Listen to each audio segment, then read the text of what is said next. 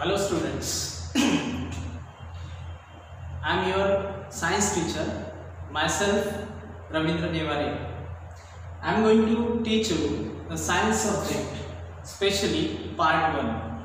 So in the part 1, we have to learn the first chapter, that is gravitation. In this chapter, we have to see the forces first. The basic knowledge of the force is must necessary in this chapter to learn the topics which are coming in the next topics. So we will see here. आपण इथे पाहू की आपल्याला gravitation मध्ये force म्हणजे काय, force काय असते, फोर्स किती प्रकारचे आपल्याला माहित आहे किंवा किती आपल्याला फोर्सेस माहित आहे, फोर्सचे काय इफेक्ट्स असतात, आणि त्यानंतर आपला जो टॉपिक आहे ग्रॅव्हिटेशन, त्याबद्दल एक फोर्स दिलेला आहे ग्रॅव्हिटेशनल फोर्स, ते काय आहे आणि त्यानंतरचे टॉपिक्स, हे सगळं आपल्याला बघायचं आहे. So students, today we are going to start a first chapter from the science part 1, that is gravitation. तर ग्रॅव्हिटेशन सुरू करूया आपण. So let us see here what is mean by force. What is mean by force, पहिला topic आपण learn करू. Basic आहे एक प्रकारचं. तर इथे पहा फोर्स मीन्स काय आहे, तर फोर्सला डिफाइन करू आपण. तुम्हाला इंटेक्स क्वेश्चन आहे, हे लर्न केल्यानंतर ते इंटेक्स क्वेश्चन आपल्याला सॉल्व करता येईल. What is force? The physical quantity, the physical quantity, the physical quantity that changes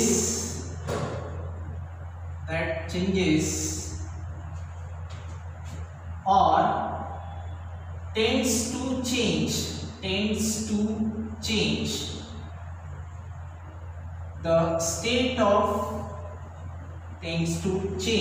the state of rest or state of motion,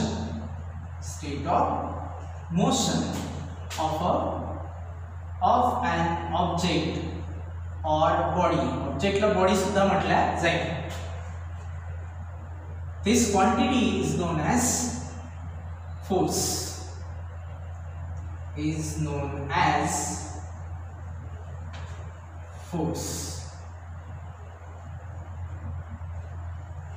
Students, here we have to see the force. And what is the definition of the force? The physical quantity that changes or tends to change the state of rest or state of motion of an object is known as force. आता बघूया आपण एक एक word आपल्याला समजून घ्यायचा आहे. तसंही आपला एक लोगो, आपला एक लाईन असली पाहिजे आपल्या स्टुडंट लाईफ मधली की बेटर अंडरस्टँडिंग डीप लर्निंग. बरोबर आहे, डीप लर्न करायचं आणि चांगलं समजलं पाहिजे. मी प्रयत्न करेल की तुम्हाला चांगलं समजलं पाहिजे. माझ्याकडून जितकंही होऊ शकते तितकं मी समजून सांगेल आणि तुम्ही सुद्धा केअरफुली ते ऐकायचं.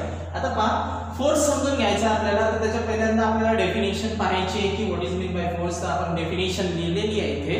आता one by one, word to word आपण पाहू. फिजिकल क्वांटिटी आपल्याला माहित आहे का? आपण विचारू स्वतःला की आपल्याला फिजिकल क्वांटिटी माहित आहे का? फिजिकल क्वांटिटी कशाला म्हणू आपण? Physical quantity means the quantity which is quantified by its magnitude and unit. म्हणजे सोप्या भाषेत जर समजून घ्यायचं झालं तर मास, बरोबर आहे, मास ही एक फिजिकल क्वांटिटी आहे. का बरं आहे? कारण ही क्वांटिफाईड केलेली आहे bye it's magnitude and it's unit. बरोबर आहे, क्वांटिफाईड केलेली आहे. ही जे क्वांटिटी आहे, फिजिकल क्वांटिटी आहे, ही क्वांटिफाईड केलेली आहे कशाने? मॅग्निट्यूड आणि युनिट. बरोबर आहे. तर मॅग्निट्यूड म्हणजे नंबर, बरोबर आहे, आणि त्याचं एक असते युनिट. फॉर एक्झाम्पल याची मॅग्निट्यूड किती? सपोज मास 20 आणि युनिट काय आहे त्याचं? केजी. बरोबर आहे, म्हणजे मास किती? तर 20 केजी. तो 20 केजी मधलं 20 काय आहे? मॅग्निट्यूड आहे, आणि युनिट काय दिलं आपण त्याचं? केजी. मास आपण कशामध्ये काउंट करतो, कशामध्ये मोजतो? तर किलोग्रॅम मध्ये, केजी मध्ये, ग्रॅम मध्ये. बरोबर आहे. तर अशा प्रकारे ज्याचं मॅग्निट्यूड आणि युनिट असते, ज्या क्वांटिटीचं मॅग्निट्यूड आणि युनिट असते त्याला आपण काय म्हणतो, फिजिकल क्वांटिटी. मग बघा फोर्सचं असं आहे का? यस ऑफकोर्स फोर्सचं सुद्धा तसंच आहे. समजा हा फोर्स आहे, बरोबर आहे, तर या फोर्सला सुद्धा मॅग्निट्यूड असते किती, 100 न्यूटन. फोर्स किती आहे, 100 Newton. This is magnitude and this is unit, बरोबर आहे. म्हणजे मॅग्निट्यूड आणि युनिट आहे, म्हणजे काय आहे, फिजिकल क्वांटिटी. ज्या क्वांटिटीला मेजर करता येते मॅग्निट्यूड आणि युनिटच्या साहाय्याने त्याला म्हणतो आपण फिजिकल क्वांटिटी. ज्या क्वांटिटीला मॅग्निट्यूड आणि युनिटच्या साहाय्याने मेजर करता येते त्याला म्हणतो आपण फिजिकल क्वांटिटी. आता हे फोर्स काय आहे, फिजिकल क्वांटिटी आहे. फोर्स काय, फिजिकल क्वांटिटी आहे, ज्याच्यामध्ये काय होते, दॅट चेंजेस, ही काय करते, चेंज करून टाकते. काय चेंज करू शकते, स्टेट ऑफ रेस्ट किंवा state of motion of an object change करते किंवा चेंज करण्याची टेंडन्सी असते, बरोबर आहे. असं नाही आहे की समजा इथे समजा खूप मोठा एखादा व्यक्ती आहे आणि एखादा छोटासा मुलगा आहे तर त्यांना धक्का दिल्यावर त्याची स्टेट ऑफ रेस्ट चेंजेस होऊन जाईल, असं नाही आहे. पण फोर्स तर लागून राहिला ना, मग एक तर चेंज होते किंवा मे चेंज, म्हणजे त्याला टेंडन्सी राहील की चेंज करणार. मग तो धक्का देईल तर तो व्यक्ती असा होईल, चेंज नाही होणार पण असा होईल. म्हणजेच काय म्हणाला, टेंड्स टू चेंज, म्हणजे have a tendency to change, म्हणजे चेंज करण्याची प्रवृत्ती असते, बरोबर आहे. तर आपण पाहिलं that changes or tends to change, काय चेंज करण्याची प्रवृत्ती असते, state of rest. State of rest, एखादी वस्तू जर रेस्ट मध्ये असेल तर त्यालाही चेंज करण्याचा ची टेंडन्सी कोणाची असते, या फिजिकल क्वांटिटीची असते, ज्याला आपण फोर्स म्हणत आहे, बरोबर आहे. जसं एखादा स्टेट ऑफ रेस्ट मध्ये काय, एखादा फुटबॉल ठेवलेला आहे आपण, बरोबर आहे, आणि आपण किक करून राहिलो, म्हणजे काय करून राहिलो, त्या फुटबॉलला फोर्स लावून राहिलो. तर फोर्स ही फिजिकल क्वांटिटी काय करेल, त्या स्टेट ऑफ रेस्ट मध्ये असलेल्या फुटबॉलला काय करेल, त्याची स्टेट ऑफ रेस्ट चेंज करेल, म्हणजे त्याला मोशन मध्ये आणणार, बरोबर आहे. स्टेट ऑफ रेस्ट मध्ये आहे तर त्याला काय आणणार, मोशन मध्ये. फॉर एक्झाम्पल जसं इथे आपण बघू, हा एक ऑब्जेक्ट आहे, दिस is an object and if you are applying the force, जर तुम्ही फोर्स अप्लाय करून राहिले या ऑब्जेक्टवर, तर ए पोझिशन पासून या ऑब्जेक्टची जे स्टेट ऑफ रेस्ट आहे, कोणत्या स्टेट मध्ये आहे, हा स्टेट ऑफ रेस्ट, विराम अवस्थेमध्ये, म्हणजे थांबलेल्या अवस्थेमध्ये आहे, म्हणून त्याला आपण स्टेट ऑफ रेस्ट म्हणतो. जर याला फोर्स लावला, अप्लाय केला आपण, if we apply the force to this object, then this object will change its state of rest and it will be in a motion now. हा मोशन मध्ये असेल, हा जो ऑब्जेक्ट आहे तो आता मोशन मध्ये असेल किंवा थोड्या वेळानंतर तो थांबून जाईल, बरोबर आहे. तर अशा प्रकारे स्टेट ऑफ रेस्ट चेंज झाली. The physical quantity that changes or tends to change the state of rest, म्हणजे अशी फिजिकल क्वांटिटी की जी काय करते, एखाद्या वस्तूची स्टेट ऑफ रेस्ट काय करते, चेंज करते. आता हा रेस्ट मध्ये राहणार नाही, हा मोशन मध्ये राहील. आणि हा मोशन मध्ये असलेला, समजा हा मोशन मध्ये इकडे पण आला, मोशन मध्ये आहे आणि इकडून जर आपण एखादा फोर्स लावला, समजा आपण याला धरून ठेवलं, असं हाताने धरून ठेवलं, तर हा जो मोशन मध्ये होता तो आता काय होईल, स्टॉप होऊन जाईल.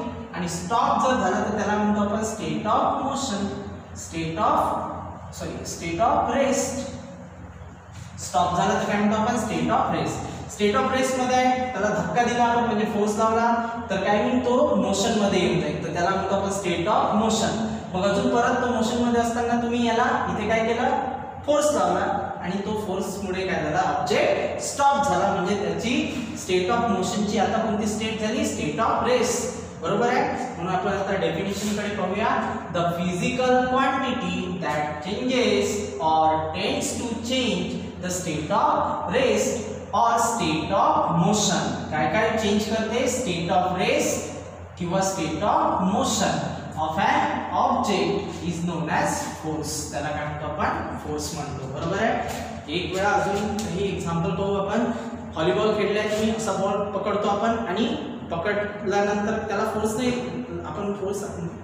लावलेला आहे, पण त्याला लिफ्ट करण्यासाठी लावला आहे, बरोबर आहे. असा धरून ठेवलेला आहे, बरोबर आहे. तर आता कोणत्या स्टेटमध्ये हा ऑब्जेक्ट आहे, रेस्टमध्ये, बरोबर आहे. तुम्ही फोर्स लावा आणि फेकून द्या, तर फेकताना तो असा जाणार, तर तो रेस्टचा काय आला, मोशनमध्ये, बरोबर आहे. ते अशा प्रकारे ही फिजिकल क्वांटिटी काय करते, स्टेट ऑफ रेस्टला मोशनमध्ये आणते. आणि समजा एखादा क्रिकेटचा बॉल आपण कॅच करून राहिलो, तो मोशनमध्ये जो ऑब्जेक्ट होता आपण त्याला फोर्स लावून काय केलं, स्टॉप केलं, म्हणजे मोशनचा काय झाला, तो रेस्टमध्ये.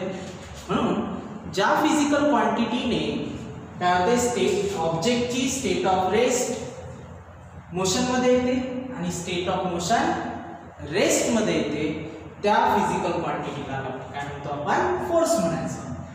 डेफिनेशन पार्ट करून घ्या. The physical quantity that changes or tends to change, the physical quantity that changes or tends to change.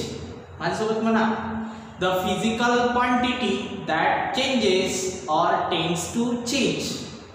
एक वेळा म्हणा, the physical quantity that changes or tends to change. काय चेंज करते, tends to change the state of rest, the state of rest or state of motion. काय change करते, the state of rest or state of motion of an object is known as force. पहा definition पाठ झाली का. The physical quantity that changes or tends to change the state of rest or state of motion of an object is known as force. बरोबर आहे. मग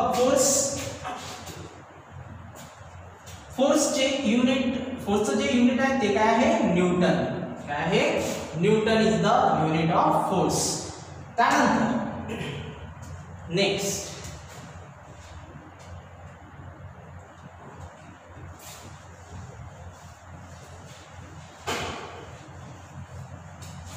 आता याच्यावर आपण क्वेश्चन बनवू शकतो, व्हॉट इज फोर्स. तर व्हॉट इज फोर्स ची डेफिनेशन आपण दिली आहे. The physical quantity that changes or tends to change the state of rest or state of motion of an object is known as force. याला म्हटलं आपण force.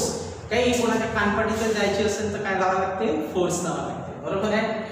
याच्या लक्षात, कोणत्याही गोष्टीसाठी फोर्स लावावं लागते. एखादी थांबलेली वस्तू गतिमान करण्यासाठी फोर्स लावावं लागते, गतिमान वस्तूला थांबवण्यासाठी फोर्स लावावं लागते, एखाद्या वेळेस डायरेक्शन चेंज करण्यासाठी फोर्स लावावं लागते, बरोबर आहे. एखाद्या गोष्टीचा शेप बिघडवण्यासाठी फोर्स लावावं लागते. म्हणजेच आपल्याला फोर्सची गरज हे प्रत्येक ठिकाणी पडते, बरोबर आहे. चालण्यासाठी फोर्स लावावा लागतो, बोलण्यासाठी फोर्स लावावा लागतो, ठीक आहे. तर फोर्स, मग आपल्याला कुठले कुठले फोर्सेस माहिती आहे. Types of forces, types of forces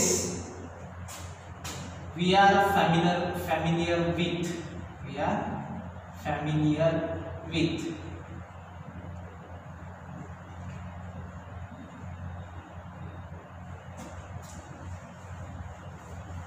आता पहा, याचा मीनिंग काय होते की आपल्याला असे फोर्सेस पाहायचे आहे किंवा असे फोर्सेस पाहायचे की ज्यांना आपण ओळखतो किंवा जे आपल्याला कमीत कमी माहित आहे, असे फोर्सेसचे नाव सांगायचे आपल्याला.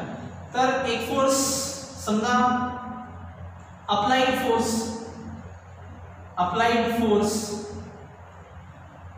Applied force. जसं समजा आपली कॉलेज बॅग पडली, स्कूल बॅग पडली, आपण जो उचलण्यासाठी जो फोर्स लावतो तो अप्लाइड फोर्स आहे, बरोबर आहे. Applied force. त्यानंतर मस्क्युलर फोर्स, मस्क्युलर फोर्स म्हणजे समजा पाणी ओढण्यासाठी आपण फोर्स लावतो मसलचा, बरोबर आहे. काही उचलण्यासाठी फोर्स लावतो किंवा आपण कोणती मूवमेंट करण्यासाठी फोर्स लावतो, तर तो जो फोर्स आहे तो मस्क्युलर फोर्स आहे. त्यानंतर न्यूक्लियर फोर्स, न्यूक्लियसचा फोर्स असते हा. त्यानंतर मॅग्नेटिक फोर्स, मॅग्नेटचा फोर्स असते. मॅग्नेटने आयन काय केलं जाते, पुल केलं जाते, बरोबर आहे. तर तो मॅग्नेटिक फोर्स आहे. त्यानंतर इलेक्ट्रोमॅग्नेटिक फोर्स,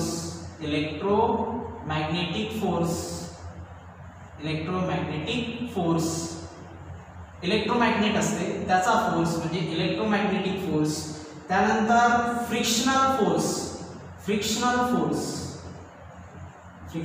फोर्स आपण बाईक चालवतो किंवा सायकल चालवतो, टायर घासून जातात ना, टायर कशामुळे घासतात? एकदम सॉफ्ट बनून जातात, जे ग्रीप असते ते पूर्ण निघून जाते आणि टायर हा काय बनत जाते? सॉफ्ट बनत जाते, म्हणून मग त्याला चेंज करावं लागते. येतं लक्षात? तर आता हे जे आहे टायर खराब होणे हे कशामुळे होऊन राहिले? नेहमी आपण पुढे जाण्याचा प्रयत्न करतो तेव्हा जो रोड आहे तो आपल्याला पुढे जाण्यापासून अपोज करतो आणि तो जो अपोजिंग फोर्स आहे त्याच्यामुळे यांच्यामध्ये काय होते? फ्रिक्शन येते, घर्षण होते आणि तो जो घर्षण घडून आणणारा जो फोर्स आहे त्याला म्हणतो आपण फ्रिक्शन घडून आणणारा जो फोर्स आहे त्याला म्हणतो आपण फ्रिक्शनल फोर्स. काय म्हणायचं? Frictional force. अशा प्रकारचे फोर्सेस. आणि त्यानंतर एक फोर्स आणखी माहिती आहे आपल्याला जो की आपल्या चॅप्टरसाठी इम्पॉर्टंट आहे, ग्रॅव्हिटेशनल फोर्स. कोणता फोर्स आहे? Gravitational force. ग्रॅव्हिटेशनल फोर्स काय आहे आपल्याला माहित आहे. जर समजा आपण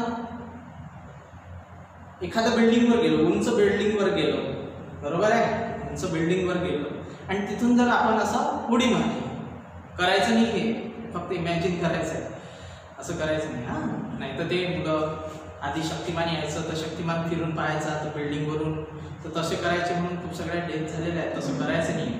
फक्त एक इमॅजिनरी एक्झाम्पल आहे की आपण एखाद्या बिल्डिंगवर गेलो आणि तिथून उडी जर मारली तर आपण वर जात नाही, आपण कुठे येतो? जमिनीवर येतो, खाली येतो. आपल्याला कोणतरी ओढल्यासारखं खाली येतो. आपण ओढलं का? आपण कोणीच ओढलं नाही तिथे. म्हणजेच कोणता तरी असा फोर्स आहे जो आपल्याला किती उंचावर गेलो तरी खाली आणते, बरोबर आहे. आपण जर पाणी फेकलं असं तर ते पाणी सुद्धा वर जात नाही, काही उंचीवरून ते खालीच येते, बरोबर आहे.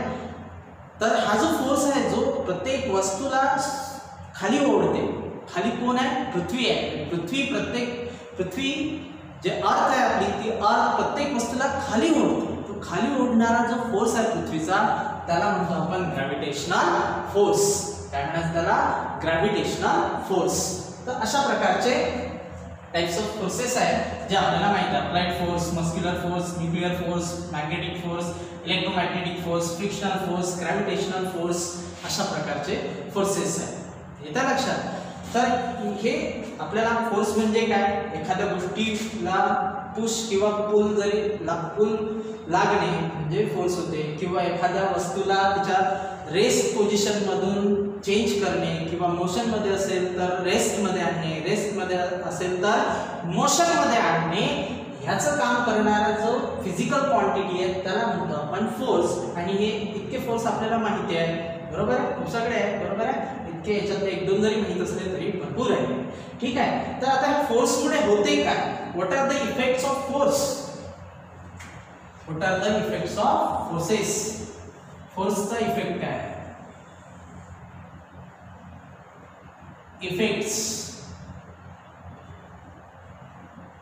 Effects of force when applied on object. एखाद्या ऑब्जेक्टवर आपण जर फोर्स लावला, बरोबर आहे, अप्लाय केला तर काय इफेक्ट होतील? काय इफेक्ट होणार?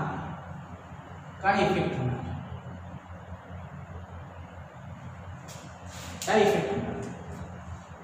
पहिला effect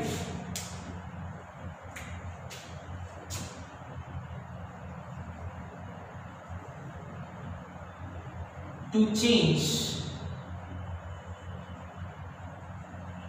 the state of rest of an object.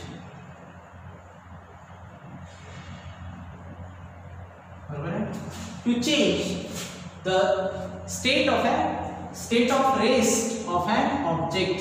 rest of an object. जर समजा आपण एखादा ऑब्जेक्ट घेतला, आपण अशा प्रकारे ऑब्जेक्ट घेतला, हा थांबलेल्या अवस्थेत आहे म्हणजे स्टेट ऑफ रेस्ट मध्ये आहे. थांबलेल्या अवस्थेत आहे म्हणजे काय? स्टेट ऑफ रेस्ट मध्ये आहे, बरोबर आहे. स्टेट ऑफ रेस्ट मध्ये आहे आणि आपण जर याला किक करून राहिलो म्हणजे फोर्स लावून राहिलो, we are applying the force to this object. तुम्हाला काय वाटते? जर समजा एखादा फुटबॉल ठेवला आहे आणि त्याला आपण लात मारत आहे म्हणजे किक करत आहे, बरोबर आहे. किक करताना आपण फोर्स लावत आहे, तर काय होईल त्या फुटबॉलचं काय होईल सांगा. आन्सर तुम्हाला येत आहे. काय होणार, तर हा ऑब्जेक्ट कशामध्ये येऊन जाईल, इन मोशन. कशामध्ये येणार, मोशन, स्पीड मध्ये येऊन जाईल आणि हा इकडे जायला लागेल, बरोबर आहे. इथून तो काहीतरी डिस्टन्स वर जाणार, म्हणजे त्याची काय चेंज झाली, स्टेट ऑफ रेस्ट. काय चेंज झाली, स्टेट ऑफ रेस्ट. तर पहिला इफेक्ट होता की जर फोर्स अप्लाय केला तर काय होईल, स्टेट ऑफ रेस्ट चेंज होईल. त्यानंतर सेकंड इफेक्ट पहा, एकदम सिंपल आहे. सेकंड इफेक्ट, टू चेंज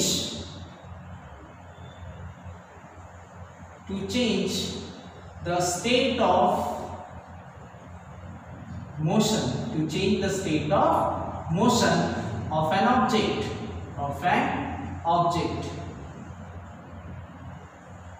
म्हणजे एखादा मोशन मध्ये ऑब्जेक्ट आहे, बरोबर आहे.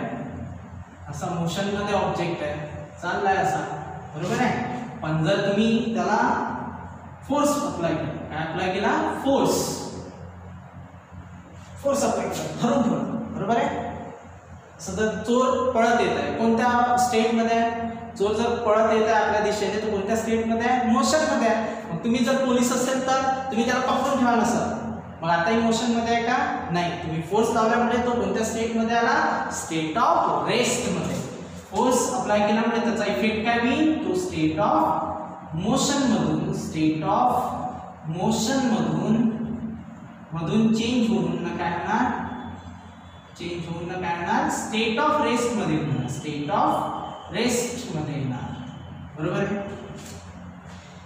त्यानंतर नेक्स्ट इफेक्ट, तिसरा इफेक्ट, टू चेंज बोथ,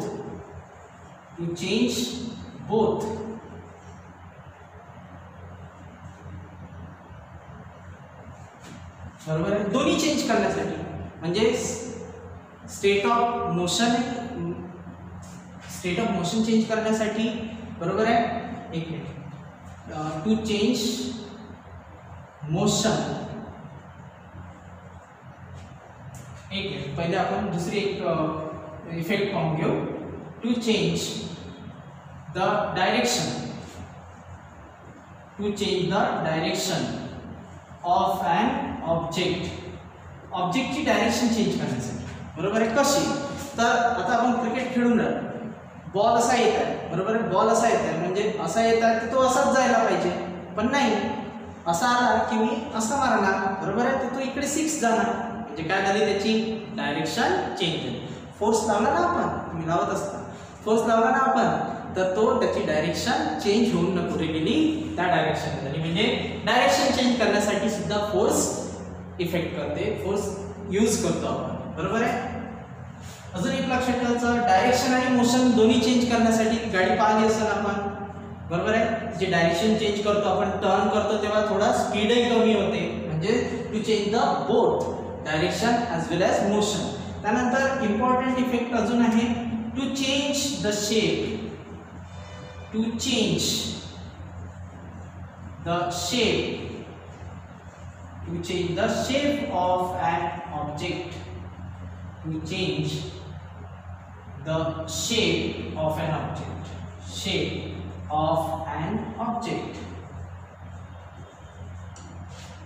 बरोबर आहे. एखादा फुगा घ्या, फुगा म्हणजे बलून, एखादा बलून जर घेतला आणि तुम्ही जर त्याला असं दाबलं तर त्याचा शेप काय होते, चेंज होते, बरोबर आहे. पोळ्या करताना आपण असं त्याला लाटतो तर काय होते, त्याचा शेप चेंज होते, बरोबर आहे. कोणी त्रिकोण बनवते, कोणी नकाशा बनवते, कोणी कसं बनवते, म्हणजे शेप तर चेंज होते, बरोबर आहे. तर मग काय काय इफेक्ट्स आहे याचे, to change the state of rest, to change the state of motion, to change the direction of an object and to change the shape of an object, बरोबर आहे. तर अशा प्रकारे इतके इफेक्ट्स फोर्सचे आहेत, बरोबर आहे. तर अशा प्रकारे, आणि ग्रॅव्हिटेशनल फोर्स काय आहे, gravitational force is an universal attractive force. Gravitational force म्हणजे काय ते उद्याला पाहणार आहे आपण, बरोबर आहे. आजचा आपला पहिला दिवस आहे. आपण जास्त लर्निंग जर केलं तुम्ही म्हणाल की बस आता खूप दिवसानंतर आपला अभ्यास हा स्टॉप असेल आणि अचानक आज आपण स्टडी करणार. ठीक आहे, उद्यापासून आपण जास्त पाहू. ठीक आहे, तर तरी थोडक्यात आपण ग्रॅव्हिटेशनल फोर्स बघूया. ग्रॅव्हिटेशनल फोर्स काय आहे? ग्रॅव्हिटेशनल फोर्स हा अट्रॅक्टिव्ह फोर्स आहे, युनिव्हर्सल अट्रॅक्टिव्ह फोर्स आहे. युनिव्हर्सल अट्रॅक्टिव्ह फोर्स आहे. युनिव्हर्सल अट्रॅक्टिव्ह फोर्स म्हणजे तो पृथ्वीपुरताच मर्यादित नाही, तर पृथ्वीच्या बाहेर जरी गेले तुम्ही तरी, पृथ्वीच्या बाहेर जरी गेले तरी, सूर्यापर्यंत जरी गेले तरीही ग्रॅव्हिटेशनल फोर्स विल एक्झिस्ट. बरोबर आहे. म्हणजेच या युनिव्हर्स मध्ये कुठे गेले तरी ग्रॅव्हिटेशनल फोर्स हा दिसणार तुम्हाला. ग्रॅव्हिटेशनल फोर्स बरोबर आहे. Gravitational force is an universal attractive force which acts between the two objects, which acts between the two objects on the, not only on the earth surface but in the universe too, and that is why it is a universal force. इथे लिहून घेऊ आपण.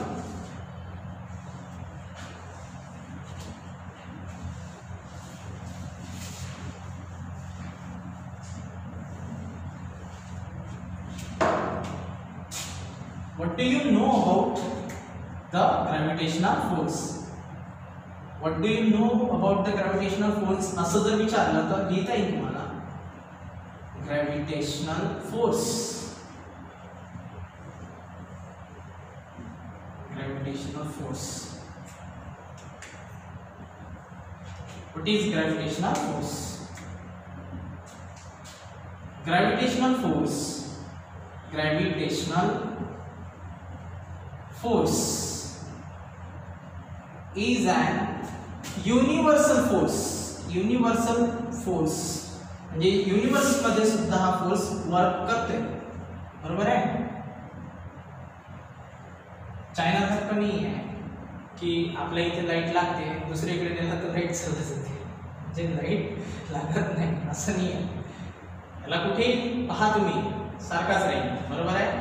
म्हणजे पूर्ण universe मध्ये हा work करते. म्हणजे युनिव्हर्स मध्ये सुद्धा आहे, पृथ्वीवरच नाही पृथ्वीच्या बाहेर सुद्धा आहे, म्हणजे युनिव्हर्स मध्ये आहे, म्हणजे युनिव्हर्सल फोर्स आहे. Universal attractive force. Universal attractive force. Attractive force कोणत्याही दोन वस्तूंना अट्रॅक्ट करते म्हणून अट्रॅक्टिव्ह फोर्स आहे. Gravitational force is an universal attractive force which acts between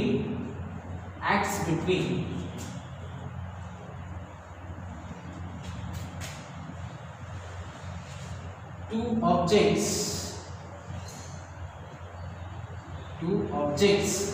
not only on the earth surface,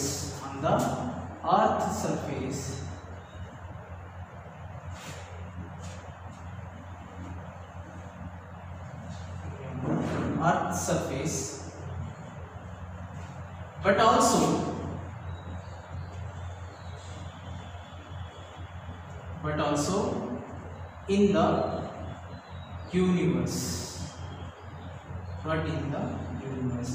याचा मीनिंग होता है कि gravitational force is an universal attractive force आहे. म्हणजे युनिव्हर्स मध्ये सुद्धा समजा आपण याचं मीनिंग सांगत आहे की जर ह्या पृथ्वीवरच्या दोन वस्तू आहेत तर या दोघांमध्ये काय अट्रॅक्टिव्ह फोर्स आहे. बरोबर आहे. जर समजा एखादा ऑरेंज आहे किंवा एखादा ॲपल आहे तर ते ॲपल आणि अर्थ मध्ये काय अट्रॅक्टिव्ह फोर्स आहे. आणि जेव्हा ते ॲपल रिपन होऊन जाते, पिकून जाते, तेव्हा ते दुसरीकडे अट्रॅक्ट नाही होत, कोणाकडे अट्रॅक्ट होते पृथ्वीकडे, म्हणून पृथ्वीच्या जवळ येते ते.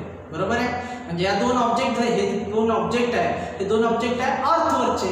मग तुम्ही म्हणा की समजा अर्थ आणि मून मध्ये विचार केला तर अर्थ आणि मून मध्ये सुद्धा अट्रॅक्टिव्ह फोर्स आहे, अट्रॅक्टिव्ह ग्रॅव्हिटेशनल फोर्स आहे. बरोबर आहे.